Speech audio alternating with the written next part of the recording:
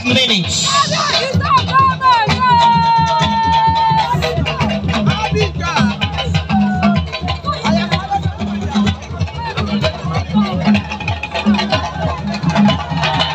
Bishop ló ṣe ń bọ̀ yẹn ká máa fi orin náìsì ọ̀dọ́ wa wọ́n ti wà láàrin wa àwọn ọlọ́tẹ̀lé commissioner of culture níbí bàbá wa rẹ̀gbẹ́ Olúfẹ́mi Ìbíkúnlé tí wọ́n jẹ́ special assistant interfaith affairs special assistant to his excellency Dr. Ṣèyí Mákindé interstate affairs báyìí káàbọ̀ sáàrin wa I recognize presence yìí ọ̀rẹ́ ìfúkẹ̀sì ṣe ìfúkẹ̀yà ṣe àṣẹ ìwé ìbílẹ̀ ìgbà wa dúró tì ní láti olóògùn ẹ̀wọ̀n ẹjọ́ ṣe.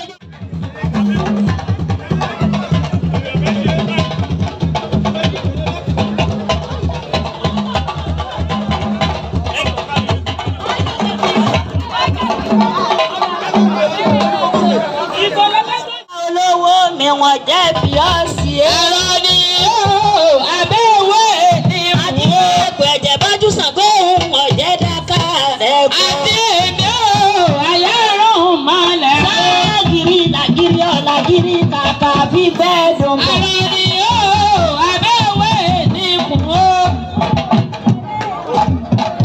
àti èmi ò ayé rọrùn mọ́lẹ̀. ìdájọ́ àdéhùn wa dá máa kọrin àgbébìdì kan.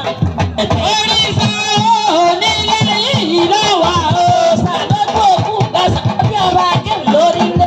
lójú mi ò ṣàgòdàrún mọ́lẹ̀ o. ìkànnì rẹ̀ ṣe bí àkùkọ dárú ká palẹ̀. àrò ni o abẹ́wé ní kùn ó. wẹ́wẹ́rẹ́ ní wèrè ní ọkọ mi bá pé ewúrẹ́ jiyàn. àgbọ̀nlá o ìwọ́wọ́ lè dóṣù o. wẹ́wẹ́rẹ́ ní wèrè ní ìta àdúgbò ẹ̀ka. àrò ni o abẹ́wé ní kùn ó.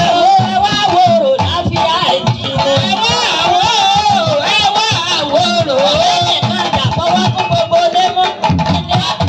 àrò ni o abẹ́wé ní kùn ó.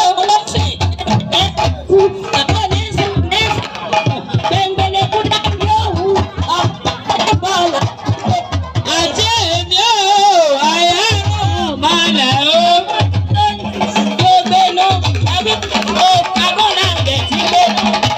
àrò ni o abẹ́wé ní kùn ó. àmàṣàgó ní fi kú sí i. lójú mi ò ṣàgòdàrún malẹ̀ o.